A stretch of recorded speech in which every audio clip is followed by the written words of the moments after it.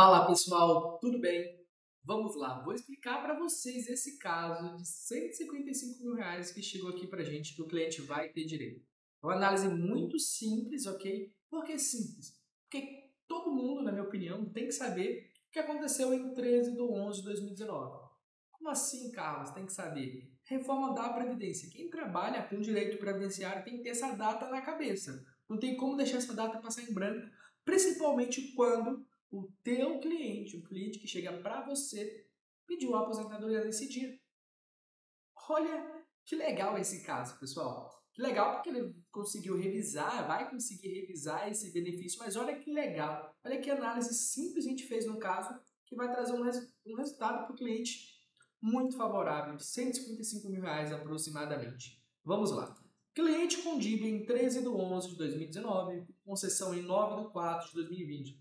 Benefício concedido em um salário mínimo, e como todo mundo conhece essa carta de concessão, a regra dele foi anterior à reforma. A DIB foi na data da reforma, concessão posterior à reforma, né? 9/4/2020. 6 meses, 5 meses aproximadamente aí depois, ok? Benefício, né? A gente confirmou os salários, então esses salários mesmo, aqui o salário mínimo durante diversos períodos, só que em outros períodos ele pagou mais, como esse período aqui, ó. Pagou 957, próximo ao teto lá em 97, outros períodos também pagou valores mais elevados aqui. A carta de concessão, 23 grupos de contribuição, a gente bateu essa contagem também dele, deu 23 anos certinho, sem nenhum tipo de erro. O coeficiente estava correto, né? Considerando que a regra de cálculo foi anterior à reforma, então o coeficiente é isso, 70 mais 1% a cada grupo de contribuição, então 70 com 23 grupos dá 93 de coeficiente, então está correto com o coeficiente. O que está errado é a regra de cálculo, simples. O que está errado é a regra de cálculo. Como assim cálculo, Carlos, a regra de cálculo? Regra de cálculo, direito ao melhor benefício, reflete o que para vocês? Reflete que o INSS tem que dizer para o cliente que, na data que ele pediu a aposentadoria, até o período da concessão do benefício dele, que o INSS tinha em mãos, né, o poder de fazer análise, tinha em mãos diversas informações do cliente de indicar para ele o melhor benefício durante esse período. Só que nesse caso aqui é diferente. Na data que ele pediu, ele tinha direito a uma aposentadoria mais vantajosa do que o que o INSS concedeu para ele. Não sei se vocês sabem, a regra de descarte, que acabou ali, acabou não, né?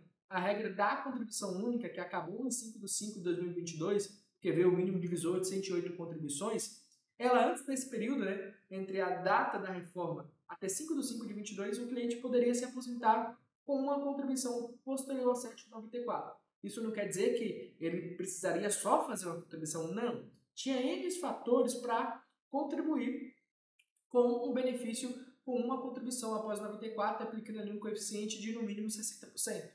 Ok? Nesse caso aqui foi isso. Esse cliente ele tinha posterior a 7,94 aproximadamente 6 anos e meio, como vocês podem ver aqui no salário, ele tinha 73 salários após 7,94. Então é só você fazer uma conta simples. 73 dividido por 12 nos dá aqui quase 6 anos, dá 6 anos e pouco aproximadamente. Então 6 anos menos os 23 anos que a gente sabe que ele teria ali ainda, né, contribuições anteriores, né, de tempo anterior a 7,94, ele teria quase 17 anos, o que nos traz um ponto. Se eu tenho mais de 15 anos anterior a 7,94, isso quer dizer que eu poderia me aposentar com somente uma contribuição posterior a 7,94, porque eu poderia fazer todo o descarte e ainda eu continuaria com o requisito mínimo de 15 anos de contribuição de carência também, né, para ele poder se aposentar. Então aqui que vem essa cara da gente. Quando a gente pegou essa carta de concessão, a gente viu a data, a gente puxou logo para a reforma da Previdência. A reforma da Previdência trouxe diversas regras, favoráveis e nem tão favoráveis ao segurado. Só que nesse caso aqui, a regra antiga foi péssima para ele. Deu direito ao benefício em um salário mínimo. Só que a regra nova vai dar direito a ele, né, a uma aposentadoria de simplesmente, lá em 2019, de R$ 2.864. Com direito a atrasados aqui, nesse valor, né, de valor de causa de R$ 155.000, 293,11 centavos.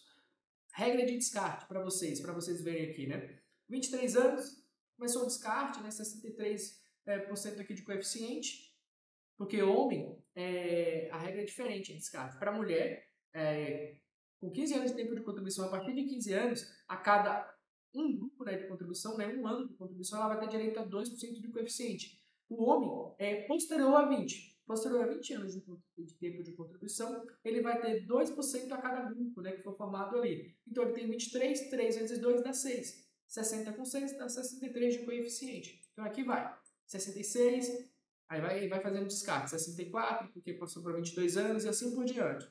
Fazendo descarte, até que chegou ao limite que ele precisava descartar para ele se manter com somente uma contribuição para ele poder se aposentar. Ok? Então ele continua aqui com requisito mínimo. Qual é o requisito mínimo para aposentadoria por idade? 15 anos.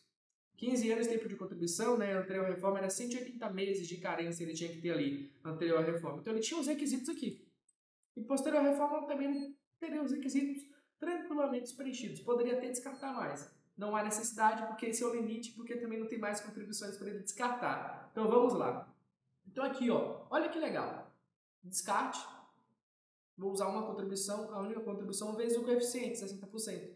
E dando isso aqui de direito a RMI, que hoje, né, vai dar de direito para ele de RMA de 3.720,64 centavos. Uma diferença para o que ele recebe, para o que ele vai receber com certeza, é que não tem o que o INSS fazer, o INSS errou de forma clara e grotesca aqui, uma diferença de 2.308,64 centavos. E aqui eu quero trazer um ponto para vocês, pessoal, que teve aí concessões de aposentadoria posterior à reforma da Previdência, só pedido anterior à reforma da Previdência, uma aposentadoria por idade, que vocês pediram antes da reforma ou na data da reforma e teve concessão posterior. Você sabia que durante o processo, né, administrativo, o INSS tem que informar para o cliente direito ao melhor benefício caso tenha?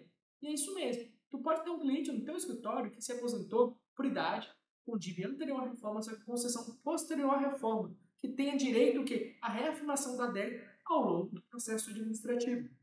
Tirando a aposentadoria dele de, quem sabe, um salário mínimo para R$ 2.800. Olha o reflexo que você pode trazer na vida dele. Você ganha, o seu cliente ganha e a justiça ocorre.